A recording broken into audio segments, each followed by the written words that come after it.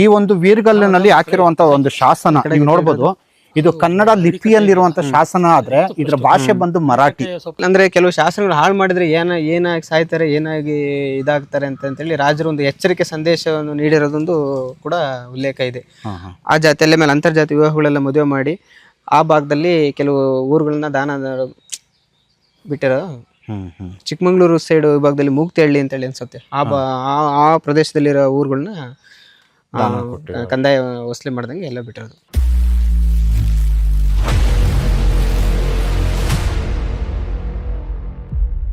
ಈ ಆಸಂದಿ ಗ್ರಾಮದ ಒಳಗಡೆ ಬಂದರೆ ನಿಮಗೆ ಈ ಒಂದು ಕೋಟೆಯ ಬುರ್ಜ್ ಕೂಡ ಕಂಡು ಬರುತ್ತೆ. ಸೊ ಈ ಬುರ್ಜನ್ನು ನೋಡಿದ್ರೆ ಒಂದು ಖಾತ್ರಿ ಏನಾಗುತ್ತೆ ಅಂದರೆ ಈ ಒಂದು ಸ್ಥಳದಲ್ಲಿ ಹಿಂದೆ ಒಂದು ಕೋಟೆಯ ರಚನೆ ಕೂಡ ಇದ್ದಿದ್ದು ಅಂತ. ಯಾಕೆಂದರೆ ಬುರ್ಜ್ಗಳ ರಚನೆಗಳನ್ನು ನೀವು ನೋಡಿದ್ರೆ ಈ ಕೋಟೆಗಳು ಸಂಧಿಸುವ ಒಂದು ಸ್ಥಳದಲ್ಲಿ ಬಂದು ವಾಚ್ ಟವರ್ ಅಥವಾ ಏನು ವೀಕ್ಷಣಾ ಗೋಪುರವಾಗಿ ಬಳಸ್ತಾ ಇದ್ದಿದ್ದು. ಹಾಗಾಗಿ ಈ ಒಂದು ಸ್ಥಳದಲ್ಲಿ ಅಂದರೆ ಇಲ್ಲಿ ಸ್ಥಳೀಯರು ಹೇಳಿದಾಗೆ ಇಲ್ಲಿ ಸಾಕಷ್ಟು ನಿಮಗೆ ಈ ಒಂದು ಕೆರೆ ಇರ್ಬೋದು ಅಥವಾ ಹೊಲಗಳಲ್ಲಿ ಸಾಕಷ್ಟು ನಿಮಗೆ ಈಗಲೂ ಸಾಕಷ್ಟು ಭಗ್ನಗೊಂಡಿರೋಂಥ ಮೂರ್ತಿಗಳು ಅಥವಾ ಭೂಮಿಯಲ್ಲಿ ಹುದುಗೋಗಿರುವಂಥ ಸಾಕಷ್ಟು ರಚನೆಗಳು ಈಗಲೂ ಕೂಡ ಕಂಡುಬರ್ತಿದೆ. ಆ ಒಂದು ನಿಟ್ಟಿನಲ್ಲಿ ನೋಡೋದಾದರೆ ಈ ಒಂದು ರಚನೆ ಕೂಡ ನಮಗೆ ಆಶ್ಚರ್ಯ ಮೂಡಿಸುತ್ತೆ.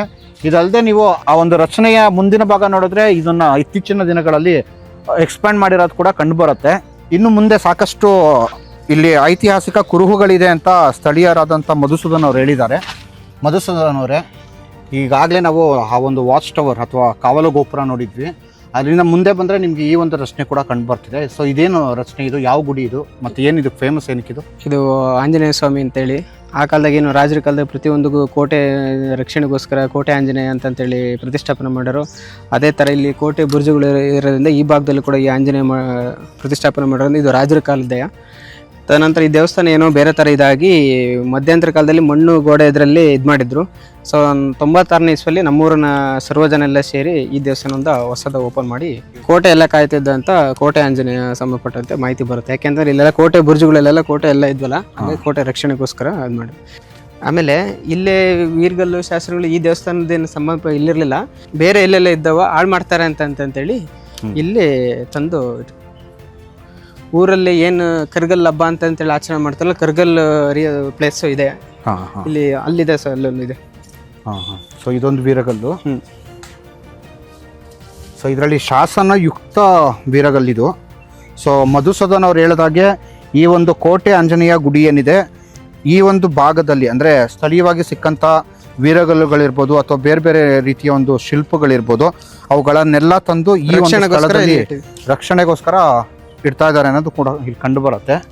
ಕನ್ನಡ ನಾಡು, ನುಡಿ, ಕನ್ನಡಿಗರ ಭವ್ಯ ಇತಿಹಾಸ, ಸಂಸ್ಕೃತಿ, ವಾಸ್ತುಶೈಲಿ ಮುಂತಾದ ವಿಷಯಗಳನ್ನು ವಿಡಿಯೋಗಳ ಮೂಲಕ ದಾಖಲಿಸುವ ನಮ್ಮ ಪ್ರಯತ್ನಕ್ಕೆ ನೆರವಾಗಿ. ಸ್ನೇಹಿತರೆ, ಈ ಒಂದು ವೀರಗಲ್ಲ ನೋಡ್ಬೋದು, ಇದು ತುಂಬಾ ಒಂದು ವಿಶೇಷವಾದ ವೀರಗಲ್ಲು. ಯಾಕಂದ್ರೆ ಈ ಒಂದು ವೀರಗಲ್ಲಿನಲ್ಲಿ ಹಾಕಿರುವಂತ ಒಂದು ಶಾಸನ ನೀವು ನೋಡ್ಬೋದು, ಇದು ಕನ್ನಡ ಲಿಪಿಯಲ್ಲಿರುವಂತ ಶಾಸನ ಆದ್ರೆ ಇದ್ರ ಭಾಷೆ ಬಂದು ಮರಾಠಿ. ಏನಪ್ಪ ಮರಾಠಿ ಭಾಷೆಯ ಒಂದು ಶಾಸನ ಕರ್ನಾಟಕದಲ್ಲಿ ಅಂತೀರಾ? ಈ ಒಂದು ಸ್ಥಳದಲ್ಲಿ ಹಿಂದೆ ಬಂದು ಹೊಯ್ಸಳರಿಗೂ ಮತ್ತೆ ಸೆವಣರಿಗೂ ಯುದ್ಧ ನಡೆದಿರತ್ತೆ. ಎರಡನೇ ಹೊಯ್ಸಳರ ದೊರೆ ಎರಡನೇ ನರಸಿಂಹ ಮತ್ತೆ ಸೆವಣರ ದೊರೆ ಎರಡನೇ ಸಿಂಗಡನ ಮದುವೆ ನಡುವೆ ಆದಂತ ಒಂದು ಕಾದಾಟ ಇದು. ಆ ಸಂದರ್ಭದಲ್ಲಿ ಈ ಒಂದು ವೀರ ಮಡಿದಿರ್ತಾನೆ. ಈ ವೀರ ಮಡ್ದಿರೋ ಕಾರಣ ಬಂದು ಅವನಿಗೆ ಒಂದು ಕೈಲಾಸಕ್ಕೆ ಹೋಗುವ ಮಾರ್ಗವಾಗಿ ಅಪ್ಸರಿಯರು ಈ ವೀರನನ್ನು ಕರ್ಕೊಂಡೋಗಿ ಕೈಲಾಸ ಸೇರಿಸ್ತಿರುವಂಥ ಒಂದು ಮಾಹಿತಿ ಉಳ್ಳಂಥ ಒಂದು ವೀರಗಲ್ಲಿದು. ಇದೊಂಥರ ಕರ್ನಾಟಕದಲ್ಲಿ ಒಂಥರ ವಿಶಿಷ್ಟವಾದ ವೀರಗಲ್ಲು. ಇನ್ನು ಇಲ್ಲಿ ಮರಾಠಿ ಭಾಷೆ ಬರೋದಕ್ಕೆ ಕಾರಣವೇನು ಅನ್ನೋದು ಕೂಡ ನಾವು ಗಮನಿಸಬೇಕಾಗತ್ತೆ. ಸಾಧಾರಣವಾಗಿ ಏನಾದರೂ ನೀವು ಹಿಂದಿನ ಒಂದು ಅಖಂಡ ಕರ್ನಾಟಕ ಅಂದರೆ ಬಾದಾಮಿ ಚಾಲುಕ್ಯರ ನಂತರದಲ್ಲಿ ನೀವು ಕಲ್ಯಾಣದ ಚಾಲುಕ್ಯರವರೆಗೂ ನೋಡಿದ್ರೆ ಈ ನರ್ಮದಾ ನದಿಯಿಂದ ಕಾವೇರಿ ನದಿಯವರೆಗಿನ ಒಂದು ಈ ಭೂಭಾಗ ಏನಿದೆಯೋ ಅದು ಪೂರ್ತಿ ಕನ್ನಡಮಯವಾದ ಒಂದು ಆಡಳಿತ ವ್ಯವಸ್ಥೆಯನ್ನು ಹೊಂದಿರುತ್ತೆ. ಅಂದರೆ ಕನ್ನಡಿಗರ ಒಂದು ದೊಡ್ಡ ಸಾಮ್ರಾಜ್ಯದ ಕುರುಹು ಅದು. ಆದರೆ ಮುಂದೆ ಬಂದು ಕಲ್ಯಾಣದ ಚಾಲುಕ್ಯರ ಒಂದು ಸಾಮ್ರಾಜ್ಯ ಪತನ ಆದ ನಂತರ ಬಂದು ನಮ್ಮ ಇವತ್ತಿನ ಒಂದು ಹೊಯ್ಸಳ ಸಾಮ್ರಾಜ್ಯ ಅಂದರೆ ನಮ್ಮ ಕರ್ನಾಟಕದಲ್ಲಿ ಆಡಳಿತ ಮಾಡಿದ್ರೆ ಈ ತುಂಗಭದ್ರಾ ನದಿ ಅಥವಾ ಕೃಷ್ಣಾ ನದಿಯಿಂದ ಕೆಳಗಿನ ಭಾಗವನ್ನು ನಮ್ಮ ಹೊಯ್ಸಳರು ಆಡಳಿತ ಮಾಡಿದ್ರೆ, ತುಂಗಭದ್ರಾ ನದಿ ಮತ್ತು ಅದಕ್ಕಿಂತ ಉತ್ತರದ ಭಾಗವನ್ನು ಮಹಾರಾಷ್ಟ್ರದ ಭಾಗವನ್ನು ಸೇರಿದ್ರೆ ಸೆವಣರು ಆಡಳಿತ ಮಾಡ್ತಿರ್ತಾರೆ. ಶಂಭಾ ಜೋಶಿ ಅವರು ಬರೆದಿರೋ ಒಂದು ಮಾಹಿತಿಯ ಪ್ರಕಾರ ಹಿಂದೆ ಬಂದು ಎರಡು ಮನೆತನಗಳದ್ದು ಇನಿಷಿಯಲ್ ಡೇಸ್ನಲ್ಲಿ ಏನಾದ್ರೆ ಇವೆರಡು ರಾಜಮನೆತನಗಳ ಒಂದು ಆಡಳಿತ ಭಾಷೆ ಕನ್ನಡನೇ ಆಗಿರುತ್ತೆ. ಇವುಗಳನ್ನು ಒಂದು ಬೇರ್ಪಡಿಸ್ಬೇಕಲ್ಲ, ಅಂದರೆ ಹೊಯ್ಸಳ ಸಾಮ್ರಾಜ್ಯವೇ ಬೇರೆ ಮತ್ತು ಸೆವಣ ಸಾಮ್ರಾಜ್ಯವೇ ಬೇರೆ ಅನ್ನೋದಕ್ಕೆ ಬೇರ್ಪಡಿಸುವ ಒಂದು ಇದರಲ್ಲಿ ಬಂದು ಸೆವಣರು ಕಂಡುಕೊಂಡ ದಾರಿ ಏನಂದರೆ ಅವರ ಒಂದು ಆರಂಭಿಕ ಕಾಲದಲ್ಲಿ ಅವರ ಆಡಳಿತದಲ್ಲಿ ಕನ್ನಡವೇ ಬಳಕೆನಲ್ಲಿದ್ರು, ಅದಾದ ಮೇಲೆ ನಿಧಾನವಾಗಿ ಅವರು ಮರಾಠಿ ಭಾಷೆಗೆ ಸ್ವಿಚ್ ಆಗ್ತಾರೆ ಅನ್ನೋದು ಕೂಡ ಶಂಭಾ ಜೋಶಿ ಅವರು ಬರೆದಿದ್ದಾರೆ. ಆ ಒಂದು ಕಾಲ ಬಂದು ಮಹಾರಾಷ್ಟ್ರದಲ್ಲಿ ಕನ್ನಡ ಹಿಂದೆ ಸರಿಯೋ ಒಂದು ಕಾಲ ಕೂಡ ಆಗಿರುತ್ತೆ. ಅಂದರೆ ಈ ಒಂದು ಸಿಂಗಣ್ಣನ ಕಾಲ, ಅದಕ್ಕೆ ಒಂದು ಕುರುಹು ಕೂಡ ಈ ಒಂದು ಶಾಸನ ಕೂಡ ಆಗಿದೆ. ಇನ್ನು ಈ ವೀರಗಲ್ಲನ ನೋಡಿಕೊಂಡು ಮುಂದೆ ಬಂದರೆ ಇಲ್ಲಿ ಕೂಡ ಒಂದು ವಿಶಿಷ್ಟವಾದ ಶಾಸನ ಇದೆ. ಈ ಶಾಸನದ ಒಂದು ಮಹತ್ವ ಏನಂದರೆ, ಹಿಂದಿನ ಒಂದು ಕನ್ನಡದ ಒಂದು ಸೊಸೈಟಿ ಅಥವಾ ಸಮಾಜ ಅಂತೇನಿತ್ತೋ ಆ ಸಮಾಜದಲ್ಲಿ ಕೂಡ ಒಂದು ಅಂತರ್ಜಾತೀಯ ವಿವಾಹಗಳು ನಡೀತಿತ್ತು ಅನ್ನೋದಕ್ಕೆ ಕೂಡ ಇದು ಕುರುಹು ಕೂಡ ಆಗಿದೆ. ಸರ್, ಇದೇನಿದು? ಇದು ಕರ್ಗಲ್ ಅಂತಂತೇಳಿ ಊರಿನ ಧಾರ್ಮಿಕ ಹಬ್ಬಗಳು ಮಾಡೋ ಪ್ರಮುಖ ಸ್ಥಳ. ಈ ಬಳ್ಳಿ ಕರ್ಗಲ್ ಬಳ್ಳಿ ಅಂತೇಳಿ ಎಲ್ಲ ಬಳ್ಳಿ ಸುತ್ತಿ ದವಸ ಧಾನ್ಯಗಳನ್ನೆಲ್ಲ ಮಡಿಕೆಯಲ್ಲೆಲ್ಲ ಇಟ್ಟು ಪೂಜೆ ಮಾಡಿ, ಈ ಊರಿನ ಗೌಡ್ರು ಅಂತೇಳಿ ಮುಖಂಡರು ಅಂತ ಇರ್ತಾರೆ, ಅವರಿಗೆಲ್ಲ ಹೊಸಬಟ್ಟೆ ಎಲ್ಲ ಕೊಡಿಸಿ ಈ ನೇಗಿಲಲ್ಲೇ ಇದು ಮಾಡ್ತಾರೆ. ಅದನ್ನು ಪೂಜೆ ಮಾಡಿ ಅದನ್ನು ಬಳ್ಳಿ ಹರಿದು ಕರ್ಗ ಹೊಡಿತಾರೆ. ಯಾವ ಬೆಳೆಗಳು ಮುಂದಕ್ಕೆ ಹೋಗ್ತಾವೋ ಆ ಬೆಳೆ ಈ ವರ್ಷ ಊರಲ್ಲಿ ಚೆನ್ನಾಗಾಗುತ್ತೆ ಅಂತೇಳಿ ಅದು ಹಿಂದಿನ ಪೂರ್ವಜರ ನಂಬಿಕೆ. ಆಮೇಲೆ ಇನ್ನೊಂದು ಈ ಕರ್ಗಲ್ಲು ಅಂತಂದರೆ ಈ ಧಾರ್ಮಿಕ ಕೆಲವು ಪ್ರಕಾರ ಯಾವುದೇ ಊರುಗಳಿಗೆ ದೇವ್ರುಗಳಿಗೆ ಯಾವುದೇ ದೇವರು ಬೇರೆ ಬರಲಿ, ಈ ದೇವ್ರನ್ನ ಪರ್ಮಿಷನ್ ಇದ್ದರೆ ಮಾತ್ರ ಬರಬೇಕಾಗುತ್ತೆ. ಹಂಗಾಗಿ ಇದು ಇಂಪಾರ್ಟೆಂಟ್. ಮತ್ತು ಈ ಒಂದು ಶಾಸನನ ನೀವು ಅಂತರ್ಜಾತಿ ವಿವಾಹ ಮಾಡಿಸಿದ್ದಕ್ಕೆ ಹಾಕ್ಸಿರೋ ಶಾಸನ ಅಂತ ಹೇಳಿದ್ರಿ. ಸೊ ಏನು ಮಾಹಿತಿ ಇದೆ ಈ ಶಾಸನದಲ್ಲಿ ಅಂತ ಏನಾದ್ರು ಗೊತ್ತಿದೆಯಾ? ಇದು ಸ್ವಲ್ಪ ಸುಣ್ಣ ಬಣ್ಣ ಬೆಳೆದ್ರಿಂದ ಅಸ್ಪಷ್ಟವಾಗಿದೆ. ಈ ಊರಲ್ಲಿ ಅಂದರೆ ಕೆಲವು ಶಾಸನಗಳು ಹಾಳು ಮಾಡಿದರೆ ಏನಾಗಿ ಸಾಯ್ತಾರೆ, ಏನಾಗಿ ಇದಾಗ್ತಾರೆ ಅಂತೇಳಿ ರಾಜರು ಒಂದು ಎಚ್ಚರಿಕೆ ಸಂದೇಶವನ್ನು ನೀಡಿರೋದೊಂದು ಕೂಡ ಉಲ್ಲೇಖ ಇದೆ.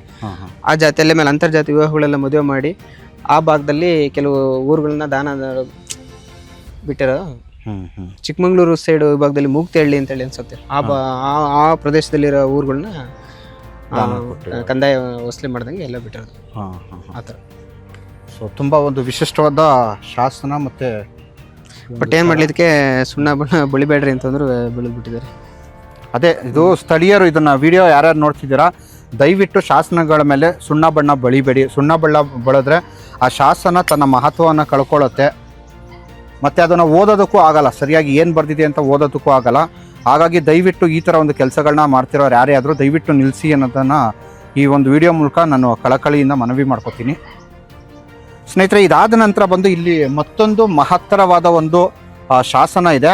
ಸೊ ಮುಂದಿನ ವಿಡಿಯೋನಲ್ಲಿ ಆ ಒಂದು ಶಾಸನದ ಬಗ್ಗೆ ನಿಮಗೆ ಮತ್ತಷ್ಟು ಮಾಹಿತಿಯನ್ನು ನೀಡ್ತೀನಿ. ಧನ್ಯವಾದಗಳು. ಕನ್ನಡ ನಾಡು, ನುಡಿ, ಕನ್ನಡಿಗರ ಭವ್ಯ ಇತಿಹಾಸ, ಸಂಸ್ಕೃತಿ, ವಾಸ್ತುಶೈಲಿ ಮುಂತಾದ ವಿಷಯಗಳನ್ನು ವಿಡಿಯೋಗಳ ಮೂಲಕ ದಾಖಲಿಸುವ ನಮ್ಮ ಪ್ರಯತ್ನಕ್ಕೆ ನೆರವಾಗಿ